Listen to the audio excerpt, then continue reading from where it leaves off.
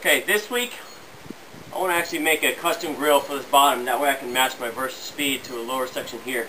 In order to get this started, I'm taking 1-inch painter's tape, which is really good for scratch resistance. And I've lined the whole area all the way around the lip because this is where I want it to fit.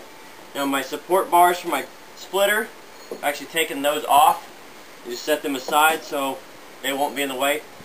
Now I've been looking around for a grill material that I guess I was happy with, that I thought would match this. I finally found a 3-foot by 8-foot sheet of aluminum mesh at Home Depot, and it was $10. And I'm going to use a small corner of it. So this is a pretty good investment for 10 bucks. You know, make a few of these if you wanted to. To start with, I'm going to measure this width, which is going to be 39 inches, and I'm going to cut it to 7-inch tall here, so I'll have a rectangular piece. And then I'm going to start fitting it to the grill.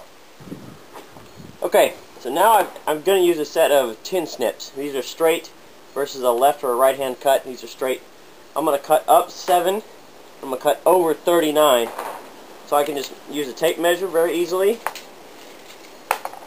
to help me find 7 up here, not the beverage. Now I'm just going to make small cuts the whole way. And you should remember, you want to stay oversized on all these cuts. To start with, it's a lot easier to go smaller than it is to go larger, so you'll need to start over. So I'm just going to cut all these as I go.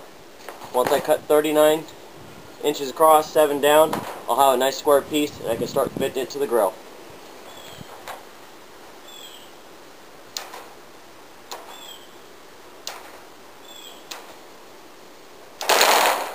Alright, now that's 39 inches across this way, 7 down. Now let's take this one piece and start fitting it to the car. Okay, now I've got my 39 by 7 piece. If I line it up on this upper left corner here, you'll notice it's just slightly oversized all the way around. So what I'm going to do, I'm going to line up here. I'm going to actually start cutting at this bottom left-hand corner. I'll cut a radius around. I'm going to start cutting up piece by piece, snip by snip, all the way around the edge. Once I get to this corner, I'll do the same. Fit it along the top, around the upper right, lower right. And this bottom edge along the bottom of the cut here is what I'm going to use kind of as my surface that I'm going to use as a reference. So I can always fit it to here, and then everything else should fit in reference to this. Okay, let me show you a little trick I've been doing here. The original cuts look kind of jagged like this with the tips bent up. They're not very uniform and they're really pokey on your fingers. So I'm using mechanics gloves, which I would recommend at minimum, because these metal, after you cut them, are very sharp. They're going to cut you, they're going to scratch your paint, etc. So I would at least recommend mechanics gloves or maybe even some leather gloves.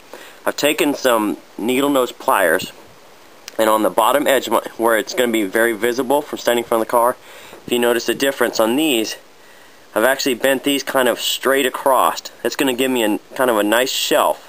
It's going to allow this to sit on the bottom edge of the grill and on the fascia. That way it's going to be a lot easier for me to hold it in place versus this top where it's very pokey. It's going to scratch everything. So that's one little tip. Now that I've got the bottom edge ready, I'm going to start on the bottom left hand corner and get it going.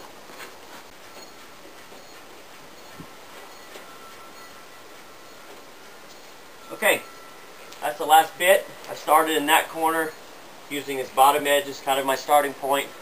Snipped there, snipped up the side, all the way across the top, and fit each corner. Now I have used a small set of needle nose pliers, and as I've cut through here, I've actually made these, try to make them as flat as possible just by bending the cut. That way it'll help from keeping the grill to scratch the fascia, and that way it'll make it a lot cleaner look, like it's supposed to fit in there. Now for me, because I have this carbon fiber splitter, the support rods need to go inside of here. So I'm going to mark in here, use the same tin snips, and I'm going to cut 2 holes so that these can fit through there. Once I'm done with that, I'm going to paint it flat black to match the Versa speed grill, and then I'll get it all fit together.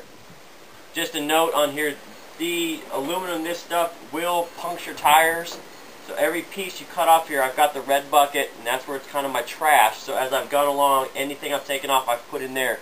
That way I don't stick my fingers, and I don't stick, you know, if you're walking barefoot or anything else, or a tire, you won't puncture. So just keep that in mind as you're doing it. These things do get really sharp. Let me finish this up. We'll see how it looks. Okay, I've got my grill painted, and I've put everything back together. This thing fits very well in this opening. Remember, I cut it large, and I cut it to fit. That way it fit all the way around. I've taken my blue painter's tape off, and I've put my support rods back on. The mesh on the Versa Speed grill is a little bit thicker than this grill is, but I think it complements it very well. This probably has taken me about an hour to do. It's a lot of fine detail, a lot of fine cutting, but I think it's given a real good tie-in with the grill, upper and lower. That's all for this week. Visit us on the forums, nissanversa.org.